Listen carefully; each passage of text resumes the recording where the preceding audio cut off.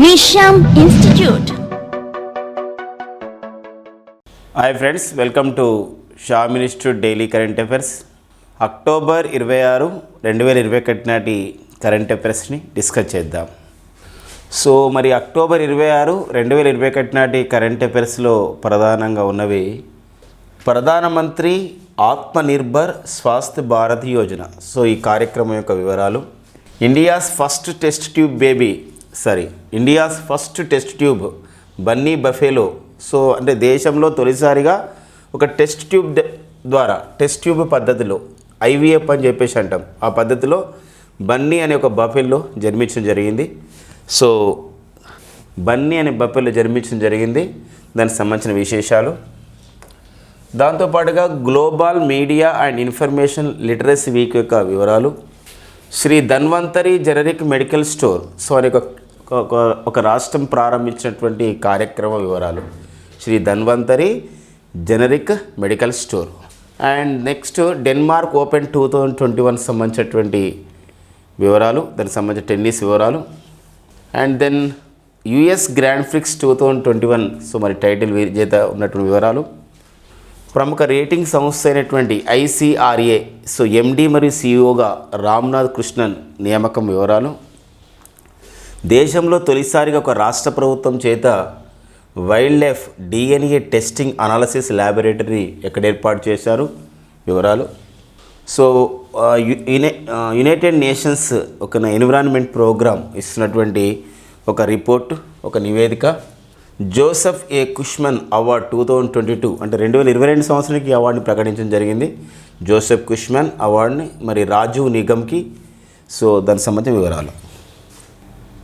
So ఇవ్వండి మనకి మరి ప్రధానమంత్రి ఆత్మనిర్భర్ స్వాస్థ్య భారత్ యోజన సంబంధించిన విశేషాలు మనం చూసినట్లయితే, సో ఇది కేంద్ర ప్రభుత్వ కార్యక్రమం.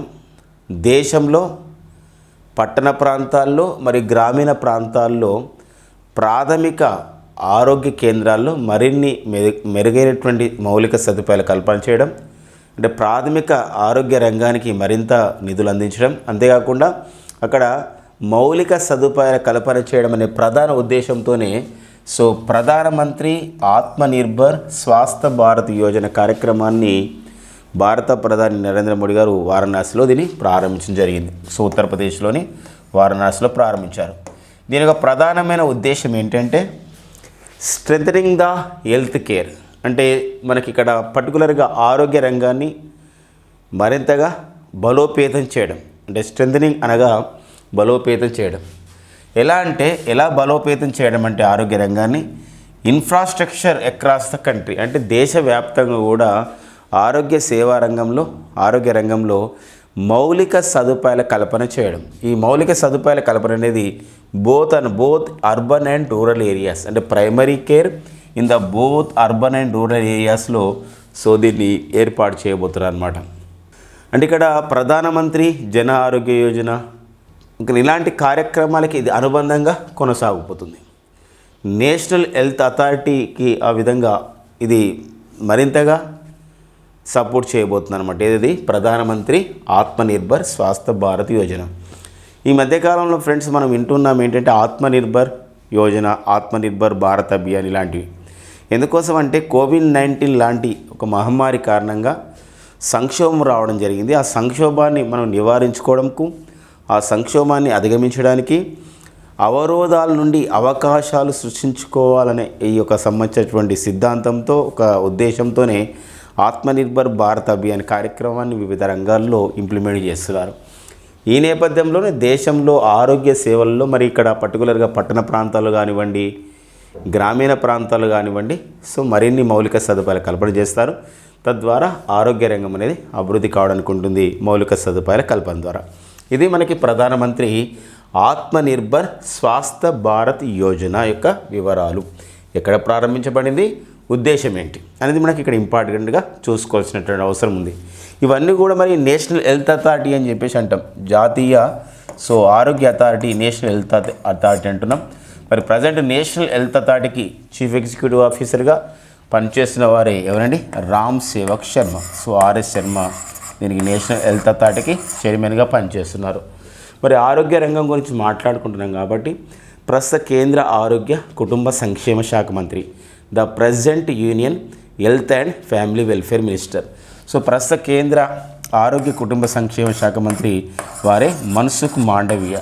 సో మన్సుఖ్ మాండవీయ అనేవారు ప్రస్తుత కేంద్ర ఆరోగ్య కుటుంబ సంక్షేమ శాఖ మంత్రిగా పనిచేస్తున్నారు. సో మరో అంశం, ఇది ఉత్తరప్రదేశ్లోని వారణాసి కేంద్రంగా ప్రధానమంత్రి ఆత్మనిర్భర్ స్వాస్థ్య భారత్ యోజన ప్రారంభించబడింది కాబట్టి మరి ఉత్తరప్రదేశ్ సంబంధించిన వివరాలను మనం చూసినట్లయితే ఇటీవల కాలంలో ఉత్తరప్రదేశ్లో లఖింకేరి దగ్గర ఒక ఇన్సిడెంట్ జరిగింది. ఏంటంటే ఇక్కడ ఈ యొక్క రైతుల ఆందోళన పైన కారు దూసుకొని వెళ్ళడం, సో అందులో కొందరు రైతులు కూడా మరణించడం జరిగింది. ఈ నేపథ్యంలో ఏర్పాటు చేసినటువంటి ఏకసభ్య కమిషనే జస్టిస్ ప్రదీప్ కుమార్ శ్రీవాత్సవ కమిషన్. అదొక ఇంపార్టెంట్గా ఉంది. మరో అంశం ఏంటంటే ప్రస్తుతం మరి ఉత్తరప్రదేశ్కి ముఖ్యమంత్రిగా పనిచేస్తున్నవారు. సో ప్రజెంట్ ఉత్తరప్రదేశ్ ముఖ్యమంత్రి ఎవరండి? ఆదిత్యనాథ్ యోగి, లేదా ఇతని యొక్క అసలు పేరు ఏంటంటే అజయ్ సింగ్ బిస్త్. అండ్ మరొక అంశం ఇక్కడ ఏంటంటే ఉత్తరప్రదేశ్ గవర్నర్గా ఎవరున్నారు? The present governor of the Uttar Pradesh, her name is ఆమె పేరు ఏంటంటే ఆనందీబెన్ పటేల్. సో ఆనందీబెన్ పటేల్ సో ఉత్తరప్రదేశ్కి గవర్నర్గా ఉన్నారు. మరొక అంశం మనం గమనించినట్లయితే ఉత్తరప్రదేశ్ విషయంలో ఇక్కడ ఓడిఓపి, అక్కడ వన్ డిస్ట్రిక్ట్ వన్ ప్రోడక్ట్ అనే ఒక కార్యక్రమాన్ని దాన్ని పాపులర్ చేయడానికి, దానికి ప్రాముఖ్యత కల్పించడానికి ఉత్తరప్రదేశ్ రాష్ట్ర ప్రభుత్వం ఉత్తరప్రదేశ్ రాష్ట్ర ఓడిఓపి కార్యక్రమానికి ప్రచారకర్తగా ప్రముఖ బాలీవుడ్ నటినటువంటి కంగనా రనౌత్ని నియమించడం జరిగింది. సో అలాంటి నేపథ్యం ఇన్ఫర్మేషన్ని తెలుసుకోవాల్సిన అవసరం ఉంటుంది. అండ్ దెన్ మన భారతదేశంలో తొలిసారిగా ఇన్విట్రో ఫెర్టిలైజేషన్ అని చెప్పేసి అంటాం. ఫెర్టిలైజేషన్ ఐవీఎఫ్ అంటాం. ఈ ఐవీఎఫ్ అని అంటాం, లేదా టెస్ట్ ట్యూబ్ అని చెప్పేసి అంటూ ఉంటాం. సో ఈ యొక్క టెస్ట్ ట్యూబ్ పద్ధతి ద్వారా దేశంలో తొలిసారిగా ఒక గేదె అనేది ఆ విధంగా రావడం జరిగింది, దాన్ని సృష్టించడం జరిగింది. సో ఐవీఎఫ్ పద్ధతి ద్వారా ఇది ఎక్కడ జరిగింది అంటే ఇక్కడ కచ్ రీజన్లో ఉన్నటువంటి గుజరాత్లోని కచ్ రీజన్లో ఉన్నటువంటి గిర్ సోమనాథ్ డిస్టిక్లో ఇది జరిగిందనమాట. సో దీని యొక్క ఉద్దేశం ఏంటంటే ఇలాంటి ఒక ఇన్విట్రో ఫెర్టిలైజేషన్ చేయడం ద్వారా దేశంలో బఫెలోస్ యొక్క సంఖ్యను పెంచుతాం.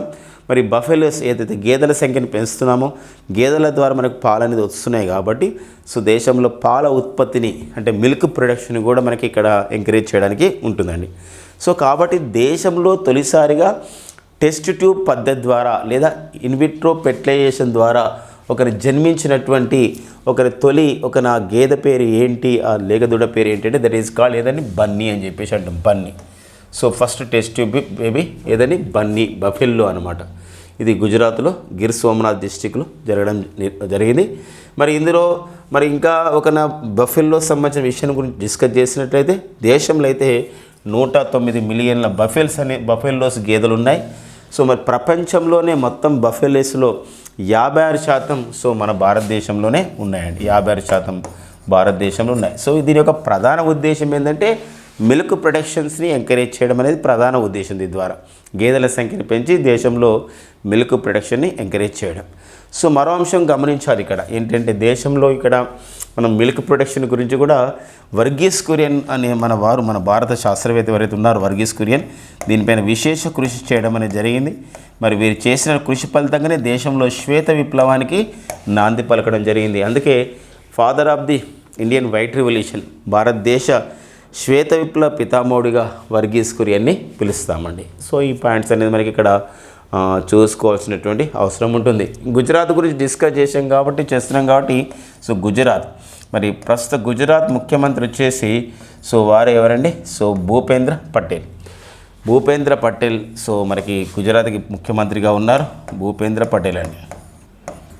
పూర్తి పేరు వచ్చేసి భూపేంద్ర రజనీకాంత్ భాయ్ పటేల్గా పిలుస్తాం. అండ్ గుజరాత్ గవర్నర్ వచ్చేసి వారే ఆచార్య దేవ్వ్రత్. సో ఆచార్య దేవ్వ్రత్ అనేవారు గుజరాత్కి గవర్నర్గా ఉన్నారు. నెక్స్ట్ పాయింట్ చూద్దాం.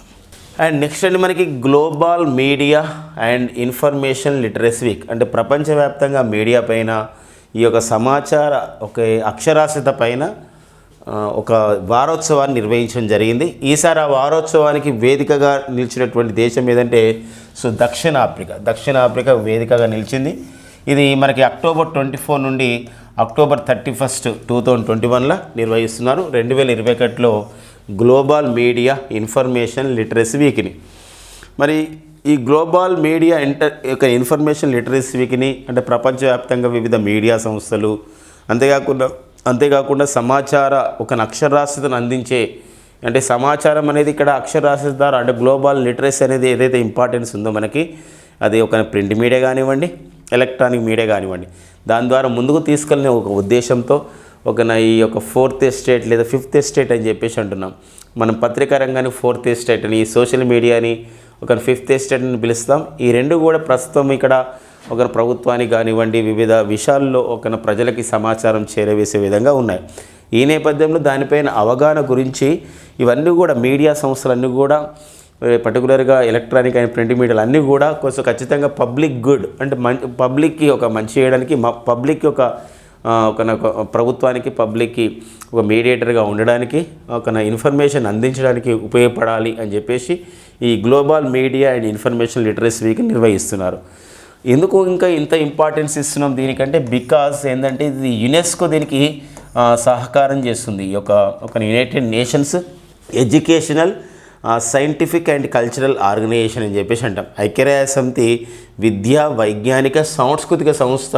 సో మరి global media and information literacy వీక్కి ఎంతో సపోర్ట్ చేస్తుంది కాబట్టి ఈ సంబంధించినటువంటి లిటరసీ వీక్కి అంటే ఈ గ్లోబల్ మీడియా ఇన్ఫర్మేషన్ లిటరసీ వీక్కి అంత ఇంపార్టెన్స్ అనేది ఇవ్వడం జరిగింది. అండ్ దీని యొక్క థీమ్ ఏంటంటే theme global media and information literacy week 2021 సంవత్సరానికి సంబంధించిన థీమ్ ఏంటంటే that is the media and information literacy for the public good అనేది దీని యొక్క ఉద్దేశం అండి. సో మరి యునెస్కో దీన్ని నిర్వహిస్తుంది. ఎందుకోసం యునెస్కో విషయంలో మరో అంశం కూడా గమనించాలి. యునెస్కో ప్రతి సంవత్సరం కూడా మే 3ని ప్రపంచ పత్రికా స్వేచ్ఛ దినోత్సవాన్ని నిర్వహిస్తుంది. సో ఇక్కడ అదేవిధంగా ఈ యొక్క ప్రపంచ స్థాయిలో global media and information literacy వీక్ను కూడా అక్టోబర్ 24 to అక్టోబర్ 31 యునెస్కో నిర్వహిస్తుంది. మరి యునెస్కో ప్రధాన కార్యాలయం వచ్చేసి మనకి ఎక్కడుందని ప్యారిస్లో ఉంది. యునెస్కో ప్రధాన కార్యాలయం ప్యారిస్లో కలదు.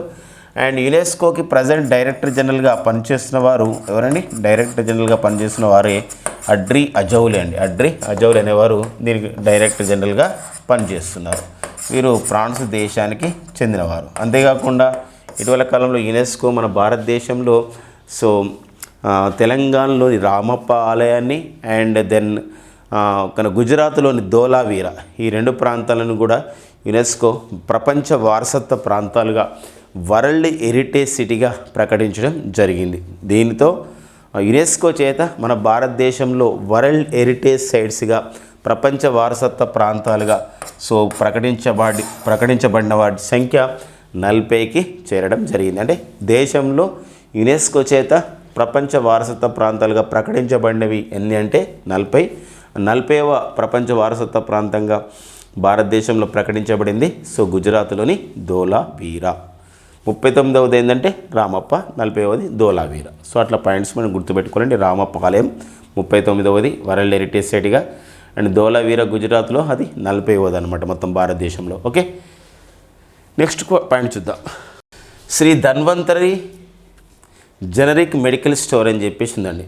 మరి ఏంటి ధన్వంతరి జనరిక్ మెడికల్ స్టోర్ అంటే ఇక్కడ ధన్వంతరి అంటే మనకి ఇక్కడ ఆధ్యాత్మికంగా ధన్వంతరి అంటే ఇక్కడ ఒక వైద్యుడు మరి ఎలాంటి వైద్యుడికి సంబంధించిన ఎపిక్స్లో ఇతిహాసంలో మరి ఒక ధన్వంతరి పేరు పైన జనరిక్ మెడికల్ స్టోర్ని ఏర్పాటు చేయడం జరిగింది. ఒక కార్యక్రమం అన్నమాట ఇది, Shri Dhanvantari generic medical store. దీని ద్వారా ఏం చేస్తున్నారంటే ఛత్తీస్గఢ్ రాష్ట్రంలో చాలా చౌక ధరకి చాలా తక్కువ అంటే చాలా చౌక అంటే ఇక్కడ ఏంటంటే ఏదైతే మనకు అల్లోపతి మెడిసిన్స్ ఉన్నాయో ఏవైతే ఇంగ్లీష్ మెడిసిన్ అంటున్నామో అలాంటి మెడిసిన్స్ని 50 to 70% డిస్కౌంట్తో చాలా చౌకగా చీపర్గా అందిస్తున్నారు. ఇలాంటివి శ్రీ ధన్వంతరి జనరిక్ మెడికల్ స్టోర్స్ని రాష్ట్ర వ్యాప్తంగా పట్టణ ప్రాంతాల్లో 188 మెడికల్ స్టోర్స్ని ఏర్పాటు చేస్తున్నారు. ఇందులో 251 రకాల ఏం చేస్తున్నారంటే జెనరిక్ మెడిసిన్స్ అందుబాటులో ఉంటున్నాయి. దాంతోపాటుగా కొన్ని సర్జికల్ ప్రొడక్ట్స్ 27 రకాలకు చెందినటువంటి సర్జికల్ ప్రొడక్ట్స్ కూడా అందుబాటులో ఉంటున్నాయి. అంటే Shri Dhanvantari generic medical store అనే కార్యక్రమాన్ని ప్రారంభించినటువంటి రాష్ట్రం ఏదంటే ఛత్తీస్గఢ్ రాష్ట్ర ప్రభుత్వం. దీని ద్వారా 50 నుండి 71% అనేది డిస్కౌంట్ లభిస్తుందన్నమాట. ఎవరైతే అందులో ఆ సంబంధించిన మెడిసిన్స్ కానీ సర్జికల్ ప్రొడక్ట్స్ కానీ కొనడం జరుగుతుందో. సో ఇది ఒక కార్యక్రమం కాబట్టి మనకి మన రాష్ట్రాల్లో జరుగుతున్నటువంటి ఆంధ్రప్రదేశ్ తెలంగాణ రాష్ట్రాల్లో అమలవుతున్నటువంటి కార్యక్రమాలతో పాటు వివిధ రాష్ట్రాల్లో అమలవుతున్నటువంటి ప్రారంభించబడ్డటువంటి నూతన కార్యక్రమ వివరాలు కూడా మనకి ఎగ్జామ్లో అడుగుతున్నారు కాబట్టి సో మనం ఖచ్చితంగా తెలుసుకోవాల్సిన అవసరం అనేది ఉంటుందండి. సో కాబట్టి శ్రీ ధన్వంతరి జనరిక్ మెడికల్ స్టోర్ని ఇటీవల కాలంలో ఏ రాష్ట్ర ప్రభుత్వం ప్రారంభించింది అని చెప్పేసి అన్నప్పుడు అది ఛత్తీస్గఢ్ రాష్ట్రం అండి. ఛత్తీస్గఢ్ రాష్ట్రం. మరి ఓకేనా, మా పాయింట్స్ చూసుకోవాల్సిన అవసరం అనేది ఉంటుందండి. ఓకేనా, ఇటీవల కాలంలో ఛత్తీస్గఢ్ రాష్ట్రం మరో కార్యక్రమాన్ని కూడా ప్రారంభించింది. ఏంటంటే అది మిల్లెట్స్ మిషన్ అని చెప్పేసి అంటాం. మిల్లెట్స్ మిషన్ తమ రాష్ట్రంలో ఒక ఈ మిల్లెట్స్ అంటే ఏంటంటే చిరుధాన్యాల యొక్క దిగుబడిని పెంచడం. చిరుధాన్యాలు ఎవరైతే పండిస్తారో వారికి పండించే ముందు వాళ్ళకి ఒక సబ్సిడీ ఇవ్వడం. అంటే చిరుధాన్యాలని ఎంకరేజ్ చేసే ఉద్దేశంతో వాళ్ళకి సబ్సిడీ ఇవ్వాలనే ఉద్దేశంతో వారికి ఒక ఆర్థిక సహాయం చేస్తున్నటువంటి ఒక రాష్ట్రంగా ఛత్తీస్గఢ్ ఉంది. దీని ద్వారా ఏంటంటే ఛత్తీస్గఢ్ని ఒక మిల్లెట్ హబ్గా అంటే చిరుధాన్యాల హబ్గా చేయడం అనేది ప్రధాన ఉద్దేశం. చిరుధాన్యాలు ఎందుకోసం అంటే ఇటీవల కాలంలో ఐక్యరాజ్య సమితి కూడా 2023 సంవత్సరాన్ని ఎలా ప్రకటించిందంటే అంతర్జాతీయ చిరుధాన్యాల సంవత్సరంగా ప్రకటించింది. అంతర్జాతీయ చిరుధాన్యాల సంవత్సరంగా ప్రకటించింది. అంతేకాకుండా మన భారతదేశం గతంలోనే 2018 సంవత్సరంలోనే చిరుధాన్యాల సంవత్సరంగా అనేది ప్రకటించడం జరిగింది మన భారతదేశం. సో భారత్ 2018లో చిరుధాన్యాల సంవత్సరంగా ప్రకటించింది. సో మన భారత్ చేసినటువంటి సూచనతోనే ఐక్యరాజ్య సమితి 2023 సంవత్సరాన్ని చిరుధాన్యాల సంవత్సరంగా ప్రకటించింది. అందుకోసమే మరి దేశవ్యాప్తంగా కూడా చిరుధాన్యాల యొక్క ఉత్పత్తిని దిగుబడిని అనేది పెంచడం అనే ప్రధాన ఉద్దేశంతో వివిధ రాష్ట్రాలు ఆ విధంగా కార్యక్రమాన్ని ప్రారంభిస్తే మొదటగా ఛత్తీస్గఢ్ రాష్ట్రం మిల్లెట్స్ మిషన్ ప్రారంభించడం జరిగింది. సో అలా విభిన్నమైనటువంటి కార్యక్రమాలు ఏవైతే ఉన్నాయో ఒక ప్రజలకు అభివృద్ధికి ఉపయోగపడుతున్నవి ఏదైతే కార్యక్రమాలు ఉన్నాయో వ్యవసాయ సంబంధించిన కార్యక్రమాలు కానివ్వండి ఇలాంటి సంక్షేమ కార్యక్రమాలపైన మనకి ఎగ్జామ్లో అడగడానికి ఉంటుందండి. Denmark open 2021. సో మరి ఇది బ్యాడ్మింటన్ టోర్నమెంట్ అండి. బ్యాడ్మింటన్ టోర్నమెంట్ మరి డెన్మార్క్ ఓపెన్ 2021లో ఈ బ్యాడ్మింటన్ టోర్నమెంట్లో పురుషుల సింగిల్స్ టైటిల్ గెలిచిన వారు డెన్మార్క్ దేశానికి చెందినటువంటి విక్టర్ అక్సెల్సన్. రన్నరప్గా నిలిచిన వారు మొమోటో కెంటో జపాన్ దేశానికి చెందినవారు. మహిళల సింగిల్స్ టైటిల్ విజేత అకేనో యమగుచి, వీరు జపాన్ దేశానికి చెందినవారు. అండ్ రన్నరప్గా ఉన్నవారు ఆన్సే యంగ్, సౌత్ కొరియా. సో ఈ పాయింట్ చూసుకోవాలండి. డెన్మార్క్ ఓపెన్ ఒక బ్యాడ్మింటన్లో పురుషుల సింగిల్స్ విజేత ఎవరు, మహిళల సింగిల్స్ విజేత ఎవరు, ఆ దేశాలు ఎవరు, రన్నరప్ అండ్ విన్నరప్స్ పైన మనకు ఆడడానికి ఉంటుందండి. ఓకేనా, నెక్స్ట్ పాయింట్ చూద్దాం. And US grand prix tournament అండి. గ్రాండ్ ప్రిక్స్ అనేది దేనికి సంబంధించిందంటే ఫార్ములా 1 సంబంధించిందండి. ఫార్ములా 1. సో ఫార్ములా 1 రేసింగ్ సంబంధించిందే సో గ్రాండ్ ప్రిక్స్. మరి యునైటెడ్ స్టేట్స్లో జరిగినటువంటి గ్రాండ్ ప్రిక్స్ 2021 ఒక విజేతగా మ్యాక్స్ వెర్స్టప్పన్, డెన్మార్క్ దేశానికి చెందినటువంటి రెడ్ బుల్ డ్రైవర్ అయినటువంటి మ్యాక్స్ వెర్స్టప్పన్ ఈ టైటిల్ని గెలవడం జరిగింది.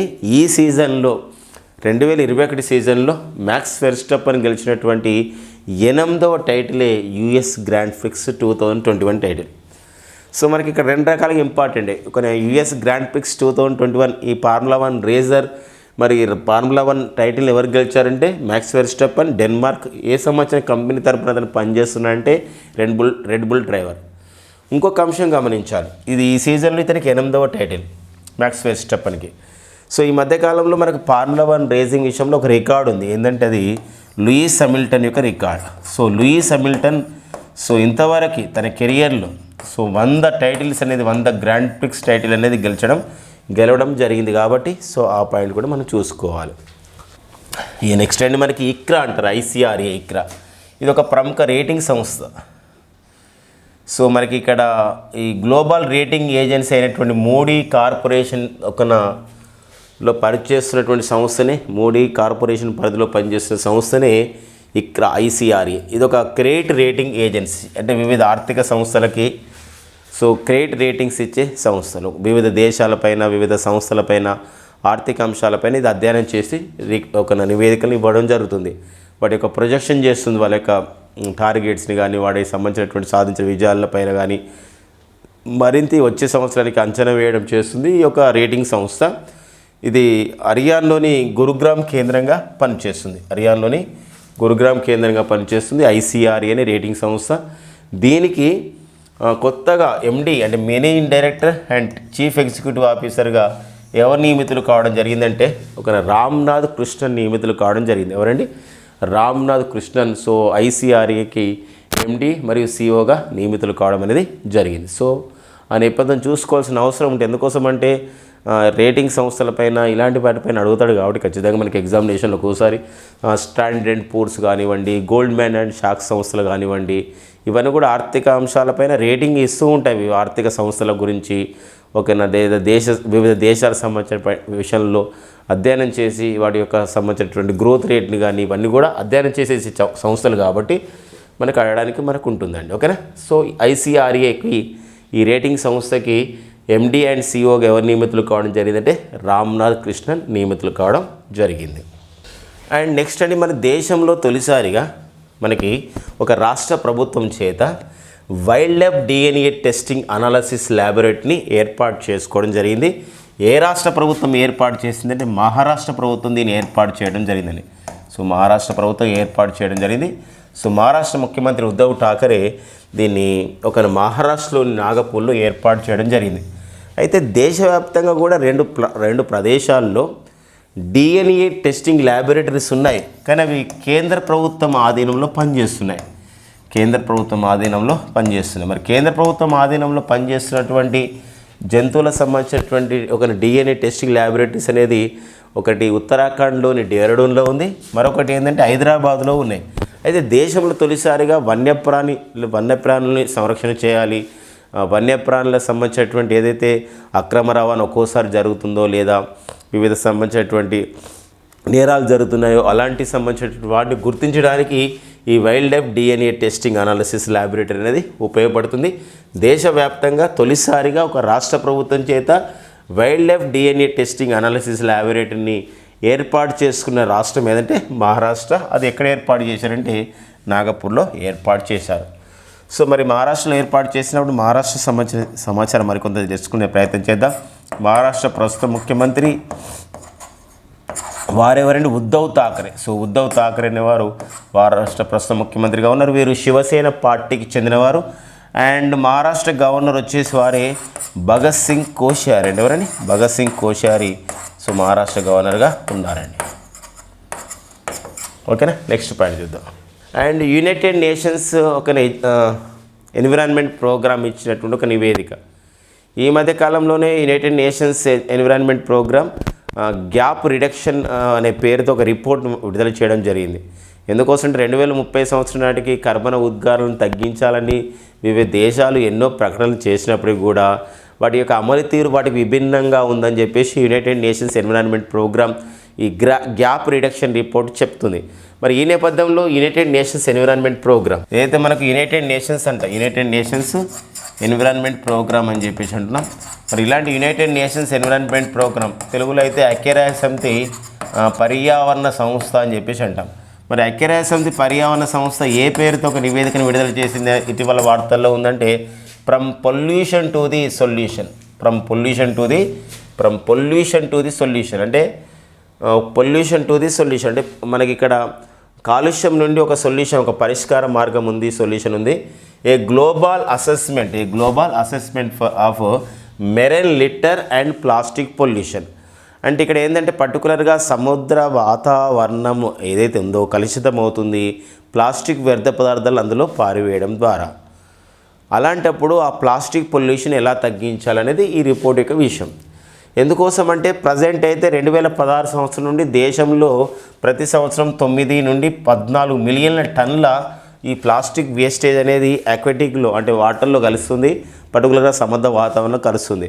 అదే 2040 సంవత్సరం నాటికి ఎప్పుడండి 2040 సంవత్సరం నాటికి సో 2040 సంవత్సరం నాటికి 2040 సంవత్సరం నాటికి 23 నుండి ఒక 37 మిలియన్ల 23 నుండి 37 మిలియన్ల టన్నుల ఏమవుతుందంటే ఈ యొక్క ప్లాస్టిక్ పొల్యూషన్ అనేది జరుగుతుంది.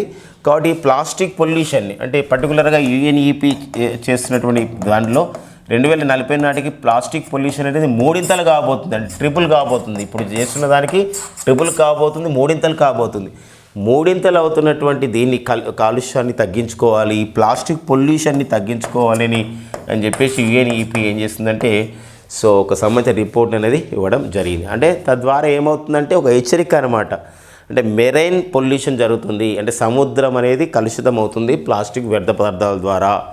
ఇప్పుడు చేస్తున్నటువంటి వ్యర్థ పదార్థాలకి 2040 నాటికి మూడింతలు అవుతుంది. కాబట్టి ఖచ్చితంగా కాపాడుకోవాల్సిన అవసరం ఉంటుంది అనేది దీని యొక్క ఉద్దేశం అండి. మరి ఒక్కోసారి అడుగుతాడు, యుఎన్ఈపి ఇచ్చినటువంటి నివేదిక పేరేంటి, from the pollution to the సొల్యూషన్కు ఉన్న నివేదిక ఏంటి, దేనిపైన ఇవ్వడం జరిగింది, ఏ సంవత్సరం నాటికి దేశంలో ప్లాస్టిక్ ఏదైతే ప్లాస్టిక్ వ్యర్థ పదార్థాలు సముద్రంలో కలిసి ఎక్కువగా అవుతాయి, ఇప్పటితో పోలిస్తే 2040 నాటికి మూడింతలు అవుతాయి అన్నప్పుడు ఆ నివేదిక యొక్క విషయం 2040 సంవత్సరం వరకు అలా అవుతుంది. కాబట్టి దానిపైన మరిన్ని చర్యలు చేపట్టవలసినటువంటి అవసరం అనేది ఉంటుందండి. మరి యునైటెడ్ నేషన్స్ ఎన్విరాన్మెంట్ ప్రోగ్రామ్ పైన చూస్తే 1972 జూన్ 5న యునైటెడ్ నేషన్స్ ఎన్విరాన్మెంట్ ప్రోగ్రామ్ అనేది ఏర్పాటు చేయబడింది. మరి యునైటెడ్ నేషన్స్ ఎన్విరాన్మెంట్ ప్రోగ్రామ్ అనేది ఒక ప్రధాన కార్యాలయం వచ్చేసి కెన్యా రాజధాని నైరోబి అండి. కెన్యా రాజధాని నైరోబిలో దీన్ని ఏర్పాటు చేయడం అని జరిగింది. అందుకోసమే మరి 1972 జూన్ 5న ఏర్పాటు చేయబడింది. కాబట్టి ప్రతి సంవత్సరం ప్రపంచ పర్యావరణ దినోత్సవంగా వరల్డ్ ఎన్విరాన్మెంట్ డేగా ఎప్పుడు నిర్వహిస్తున్నామంటే జూన్ 5న ప్రపంచ పర్యావరణ దినోత్సవాన్ని జరుపుకుంటున్నామండి. ఓకేనా. ఇక నెక్స్ట్ పాయింట్ ఏంటి మనకి, కుష్మన్ ఫౌండేషన్ ఇచ్చే ఒక అత్యున్నతమైన అవార్డు. ఇలాంటి ఒక అవార్డుని పొందినటువంటి తొలి భారతీయుడిగా రాజీవ్ నిగమ్ గుర్తించబడ్డాడు. ఈ డాక్టర్ రాజీవ్ నిగమ్ గారు ఎవరంటే గతంలో వీరు గోవాలోని పనాజీలో ఉన్నటువంటి సిఎస్ఐఆర్ అనుబంధంగా పనిచేస్తున్నటువంటి సిఎస్ఆర్ సంస్థకు అనుబంధంగా ఉన్నటువంటి council of the scientific and industrial రీసెర్చ్కి అనుబంధంగా ఉన్నటువంటి national institute of the oceanography జాతీయ సముద్ర అధ్యయన సంస్థకి చీఫ్ సైంటిస్ట్ కూడా పనిచేయడం జరిగింది రాజీవ్ నిగమ్. వీరు చేసినటువంటి కృషికి గాను జోసెఫ్ ఏ కుష్మన్ అవార్డు అనేది 2022కు ముందుగానే ప్రకటించడం జరిగింది. ఈ అవార్డు పొందినటువంటి తొలి భారతీయ సైంటిస్ట్గా డాక్టర్ రాజీవ్ నిగమ్ అనే వారు గుర్తించబడ్డారు. పాయింట్స్ మనకి ఇక్కడ ఇంపార్టెంట్ అండి. మరి national institute of the oceanography అనే సంస్థ గోవా రాజధాని పనాజీలో ఉంది. ఇది సిఎస్ఐఆర్కి అనుబంధంగా పనిచేస్తుంది. సిఎస్ఐఆర్ అనగా council of the scientific industrial research. Present అయితే సిఎస్ఐఆర్కు డైరెక్టర్ జనరల్గా పనిచేస్తున్నవారు శేఖర్ సి మండే.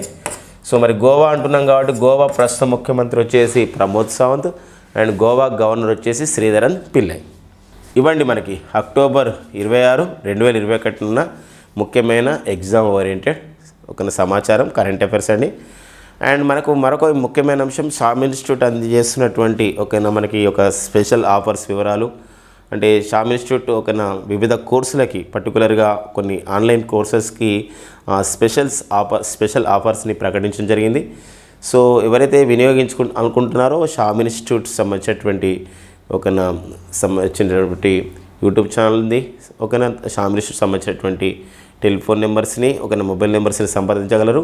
అంతేకాకుండా షామ్ ఇన్స్టిట్యూట్ అందిస్తున్నటువంటి ఆఫ్లైన్ అండ్ ఆన్లైన్ బ్యాచ్ల వివరాలు, ఆఫర్స్ వివరాలు అండ్ షామ్ ఇన్స్టిట్యూట్ అందిస్తున్నటువంటి డైలీ కరెంట్ అఫైర్స్ గురించి please subscribe our Sham institute YouTube channel అండి.